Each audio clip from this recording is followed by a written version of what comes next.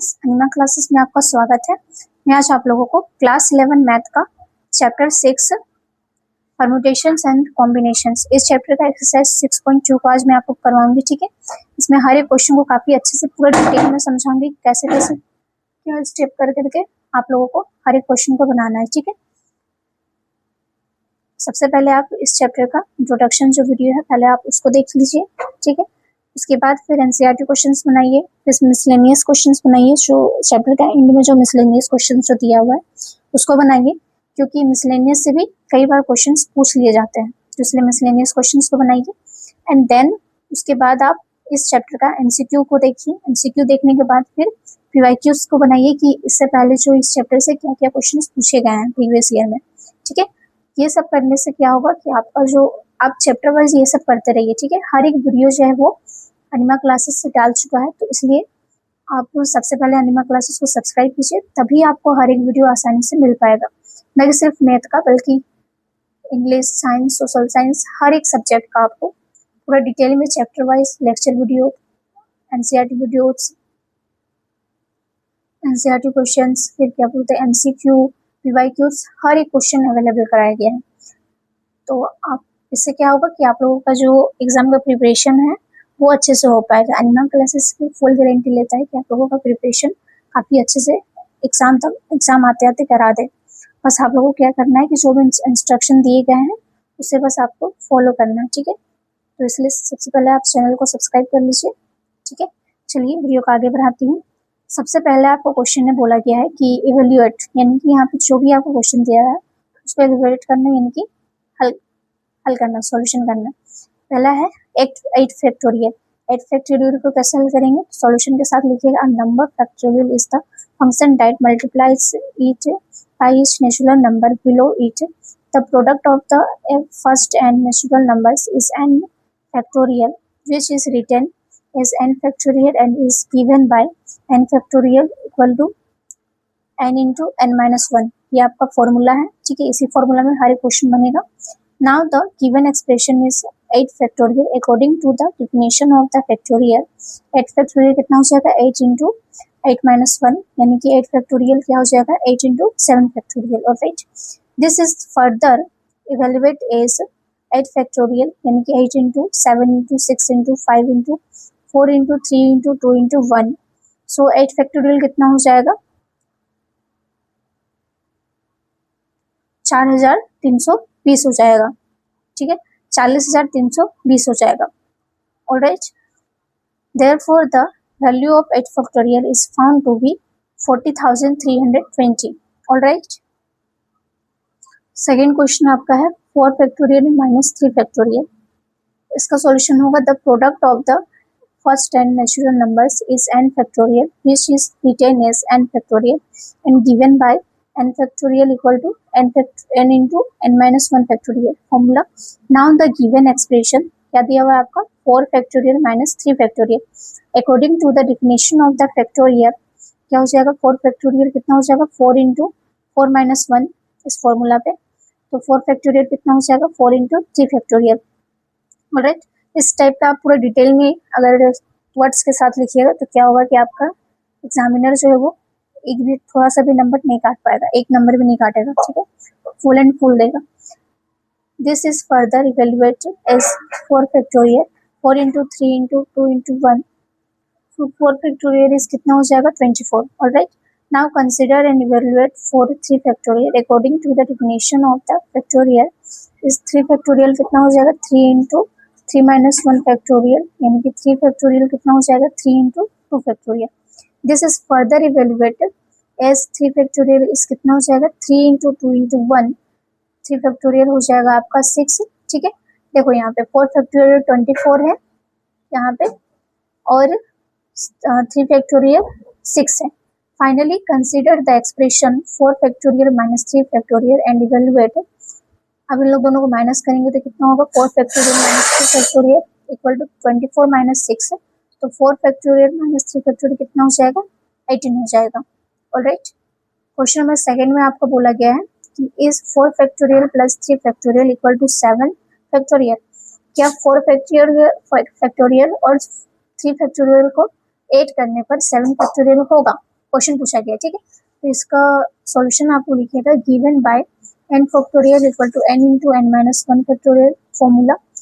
First consider the evaluate for factorial according to the definition of the factorial. 4 factorial equal to 4 into 4 minus 1 factorial. 4 factorial equal to 4 into 3 factorial. This is further evaluate is 4 factorial equal to 4 into 3 into 2 into 1 equal to 4 factorial कितना हो जाएगा आपका 24 हो जाएगा. And now consider and evaluate for 3 factorial according to the definition of the factorial. अब 3 factorial का निकालेंगे तो 3 factorial कितना हो जाएगा 3 into 3 minus 1 factorial equal to 3 factorial equal to 3 into 2 factorial. This is further evaluate is इसको evaluate करेंगे तो क्या हो जाएगा 3 factorial equal to 3 into 2 into 1 equal to 3 factorial कितना हो जाएगा आपका 6 हो जाएगा. ऑलराइट, 4 factorial 24 और 3 factorial 6. So now consider the expression 4 factorial plus 3 factorial and evaluate क्या हो जाएगा 4 factorial 3 factorial is 24 plus 6 तो 20 कितना आ रहा है यहाँ पे आपका 30 आ रहा है, ठीक है. तो फर्दर कंसिडर अब हम लोग जानेंगे कि अगर 4 factorial और 3 factorial अगर 30 आ रहा है तो 7 factorial कितना आ रहा है उससे मैच करेंगे, ठीक है. तो according to the definition of the factorial 7 factorial 7 into 6 into 5 into 4 into 3 into 2 into 1 ये क्या हो जाएगा 7 factorial 5040 यानी कि 4040 आ रहा है और यहाँ पे आपका 4 factorial plus 3 factorial 30 आ रहा था. इसका मतलब ये दोनों इक्वल नहीं है तो इसलिए therefore it is observed that 4 factorial plus 3 factorial is not equal to 7 factorial. Alright, question number 4 में है compute 8 factorial divided by 6 factorial into 2 factorial. इसको हम लोग अगर करेंगे तो क्या हो जाएगा this given by n factorial equal to n into n minus 1 factorial. First consider the expression in the numerator that is 8 factorial according to the definition of the factorial.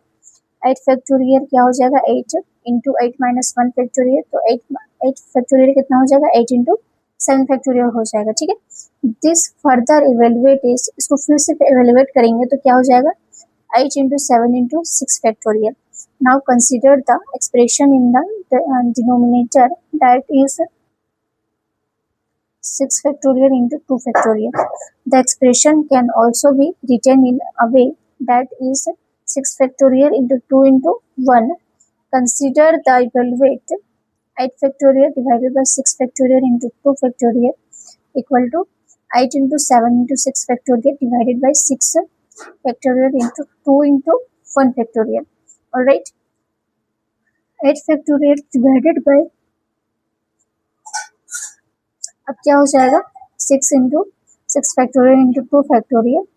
अब इसको इवेल्युएट करेंगे तो क्या हो जाएगा 8 into 7 divided by 2 तो क्या हो जाएगा 8 factorial divided by 6 factorial into 2 factorial क्या हो जाएगा 28 हो जाएगा आपका. Alright, therefore the value of the expression given and evaluation is found to be कितना हो जाएगा 28. क्वेश्चन नंबर 4 है 1 by 6 factorial plus 1 by 7 factorial equal to 1 by 8 factorial बोला गया है, ठीक है. यानी कि 1 by 6 factorial को और 1 by 7 factorial को 8 करेंगे तो कितना आएगा यहाँ पे x by 8 factorial आएगा ये बोला गया है, ठीक है. तो सॉल्यूशन लिखिएगा given by n factorial equal to n into n minus 1 factorial ये आपका फॉर्मूला है, ठीक है. The given expression is 1 by 6 factorial plus 1 by 7 factorial equal to 1 by 8 factorial ये आपका दिया हुआ है, ठीक है. क्वेश्चन में the left hand side of the given expression 1 by 6 factorial plus 1 by 7 into 6 factorial equal to 1 by 8 factorial. Taken out the common side terms क्या हो जाएगा कॉमन साइड टर्म्स अब हम लोग लेंगे तो 1 by 6 factorial 1 plus 1 by 7 factorial equal to x divided by 8 factorial equal to 1 by 6 factorial हो जाएगा 8 by 7 हो जाएगा यहाँ पे आपका, ठीक है. 7 इसको इंटू करेंगे ये 1 से 8 तो 8 by 7 equal to 8 1 by मतलब x by 8 factorial. Now rearrange the above equation and solve for x. X को सॉल्व करेंगे तो क्या हो जाएगा, x equal to 8 factorial divided by 6 factorial into 8 factorial divided by 7। तो x क्या हो जाएगा आपका 8 into 7 into 6 factorial divided by 7 into 6 factorial. तो 8 क्या हो जाएगा, 8 इंटू 8 इक्वल टू x का मान कितना आ जाएगा, 64 आ जाएगा। ठीक है, therefore the value of x of the expression of evaluation is found to be 64. All right. Question number 5 है, evaluate n factorial divided by n minus r factorial when। पहला में क्या बोला गया कि n जो है वो आपका कितना 6 है और r जो है वो 2 है। ठीक है, तो इसमें आपको n की जगह पे 6 बैठाना है और r की जगह पे 2 बैठाना है और फिर इसको इवेल्युएट करना है। ठीक है, तो द एक्सप्रेशन गिवन इज, जो एक्सप्रेशन दिया है उसको लिखेंगे n factorial divided bye n minus r factorial. Substitute 6 for n and 2 for r in the given expression. The expression obtained 6 factorial divided by 6 minus 2 factorial. On evaluating the denominator, the expression becomes 6 factorial divided by 4 factorial. Now consider the expression in numerator that is 6 factorial.